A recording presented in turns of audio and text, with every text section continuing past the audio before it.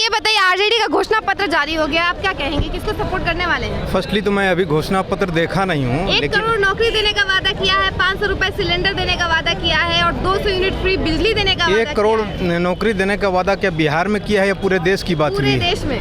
पूरे देश की बात हुई है तो पहली बात है, आप मोदी के घोषणा पत्र को पिछला ले लें, उन्होंने 2 करोड़ हर साल नौकरी देने का वादा किया था। कम्प्लीटली फॉल्स हो गया, कम्प्लीटली फॉल्स हो गया, कुछ भी नहीं दिया, ये तो क्लियरली है इसमें। उसके बाद 100 स्मार्ट सिटी बनाने की घोषणा की थी फर्स्ट 5 ईयर में। 10 साल में अभी तक एक भी स्मार्ट सिटी रेडी हुआ है क्या? एक भी कंप्लीट हुआ है क्या? नहीं हुआ है मेरे ख्याल में। उसके बाद रोजगार के बाद जो महंगाई का स्तर है, खुद नरेंद्र मोदी बोलते थे कि डॉलर का रेट जा रहा है, इसका मतलब प्रधानमंत्री जा रहे हैं। डॉलर का रेट गिर रहा है यानी प्रधानमंत्री गिर रहा है।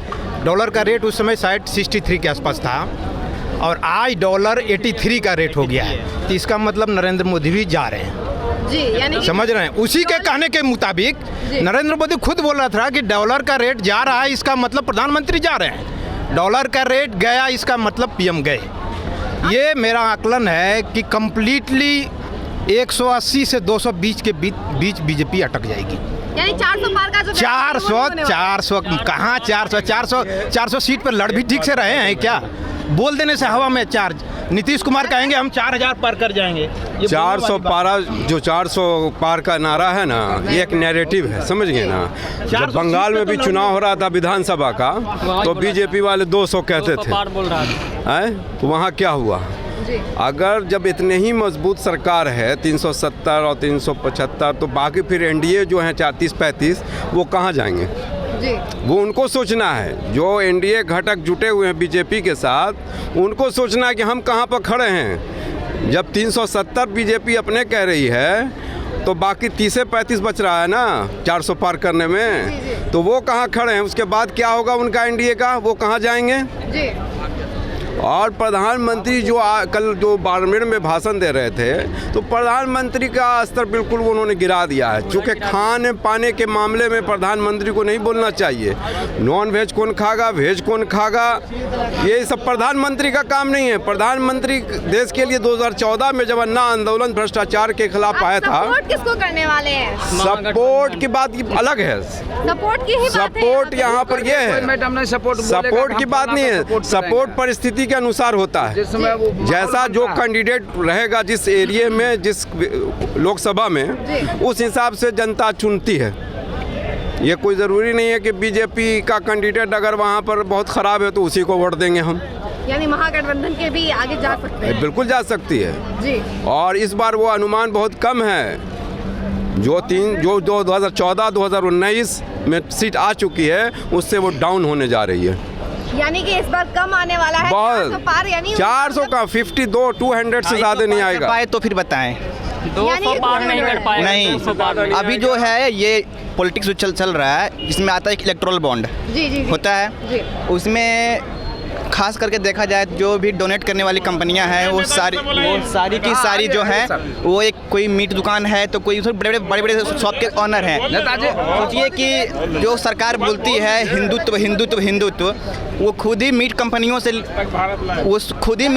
से ले रही हैं, इलेक्टोरल बॉन्ड के नाम पर चंदा ले रही हैं। तो वो फिर किस एंगल पर बोल रही हैं कि हम हिंदुत्व का ला रहे हैं? हिंदुत्व में तो एक सिंपल से कहा जाता है कि ना गाय को मारा जाए, ना मीट मछली खाया जाए, तो फिर वो किस एंगल से बोल रही हैं कि हम हिंदुत्व को सपोर्ट कर रहे हैं? तो साफ साफ यही एक ही है कि वो अंधभक्त के नारा छोड़ना है। अब भगवान अपने जगह पर हैं, भगवान का पूजा करने से हमें कुछ जो होता है कि खाने पीने के लिए कुछ नहीं मिलेगा। नौकरी का वादा कर रहे थे तेजस्वी यादव, वो दिए हैं, वो 17 महीने में दिए हैं। अगर वो रहते सत्ता में तो अभी भी नौकरी मिलेगी।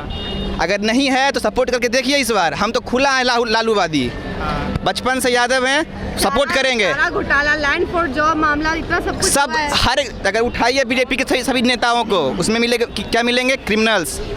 तो क्या है क्रिमिनल? तो फिर अब आरजेडी में भी है, सभी जगह है। जितने भी बड़े बड़े पॉलिटिक्स में घुसे हैं, पहले क्रिमिनल रह चुके हैं, फिर वो पॉलिटिक्स में गए हैं अपनी छवि छुपाने के लिए, ताकि वो जो उनका ब्लैक मनी था वो वाइट हो सके।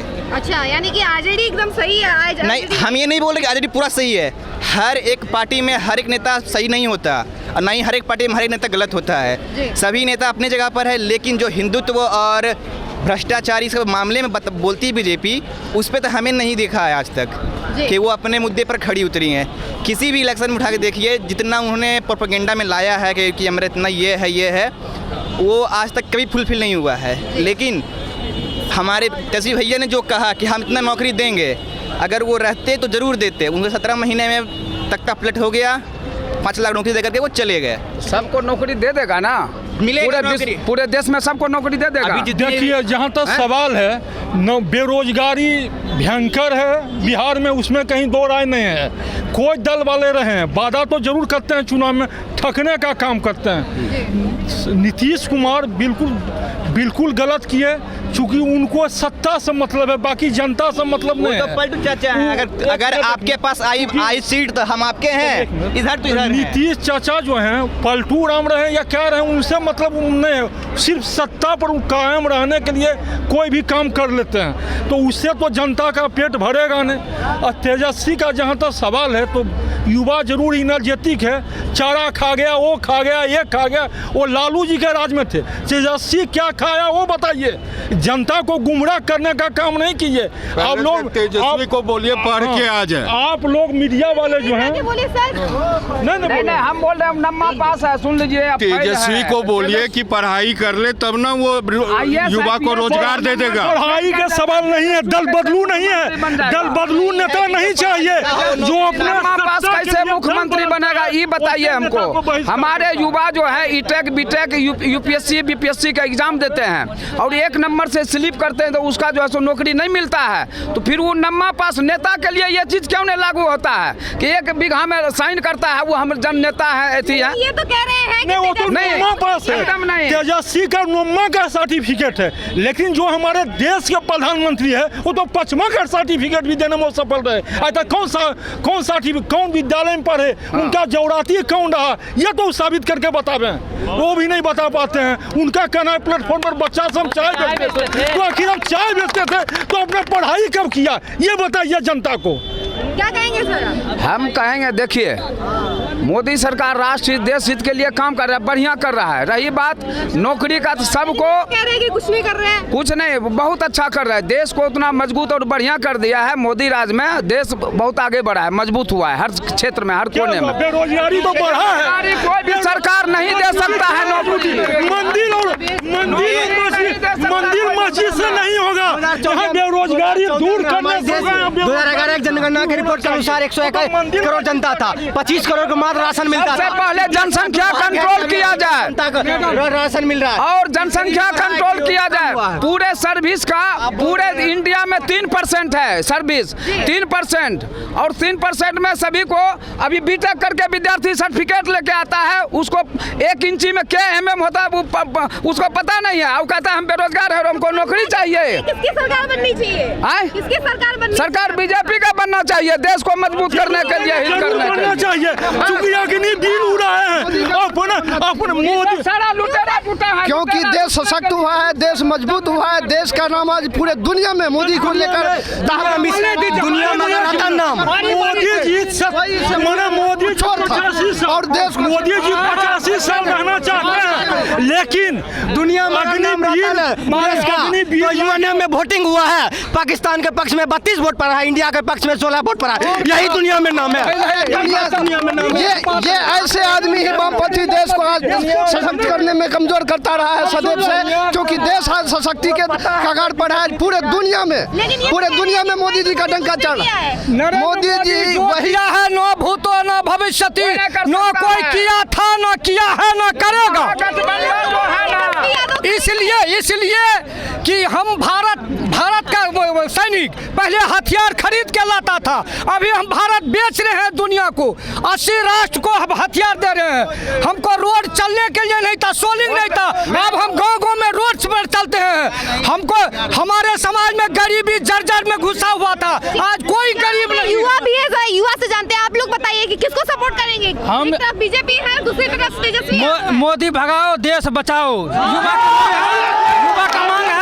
युवा का मांग है, सिर्फ रोजगार पर कोई बात नहीं करता, सिर्फ मंदिर इसको चाहिए, सिर्फ नहीं है।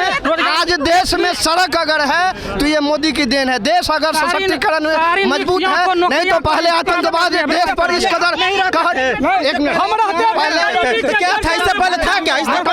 गरीबी थी, गरीबी के जर्जर में फंसा हुआ यह देश था।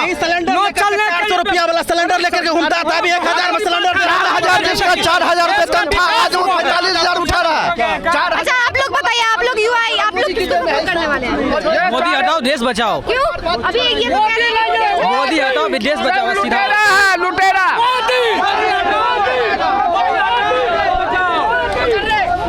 आपने सुना कि जनता का क्या कुछ कहना है। जनता जो है वो साफ तौर पर कह रही है, एक तरफ बीजेपी के समर्थक है तो दूसरी तरफ तेजस्वी यादव के समर्थक है। बीजेपी के समर्थक लगातार ये कह रहे हैं कि मोदी की सरकार बननी चाहिए, वहीं तेजस्वी के जो समर्थक है वो ये कह रहे हैं कि मोदी भगाओ और देश बचाओ। अब ये तो देखने वाली बात है कि अभी जो लोकसभा चुनाव आने वाला है उसमें किसका डंका बजता है, ये तो देखने वाली बात है। ऐसी ही तमाम खबरों के लिए बने रहिए हमारे साथ और देखते रहिए बिहार संवाददाता। धन्यवाद।